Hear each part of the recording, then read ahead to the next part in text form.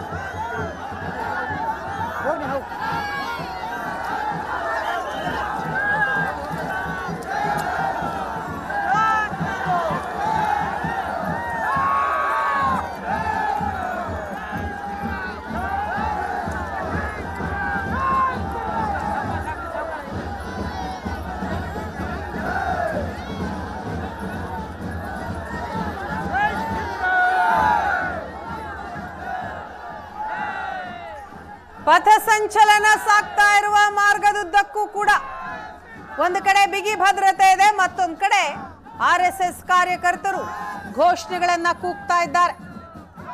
ಇನ್ನೊಂದು ಕಡೆ ಸ್ಥಳೀಯರು, ಚಿತ್ತಾಪುರದ ಜನರು ಪುಷ್ಪಾರ್ಚನೆಯನ್ನ ಮಾಡ್ತಾ ಇದ್ದಾರೆ ಕಾರ್ಯಕರ್ತರ ಮೇಲೆ.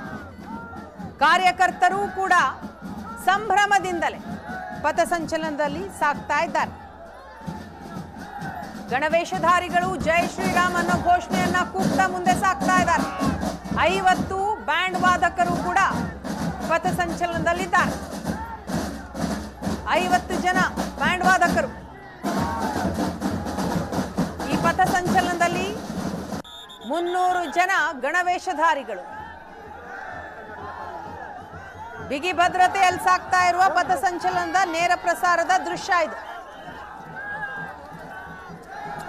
ಈ ಪಥ ಸಂಚಲನಕ್ಕೆ ಸಾರ್ವಜನಿಕರು ಕೂಡ ಬೆಂಬಲ ಸೂಚಿಸಿದ್ದಾರೆ.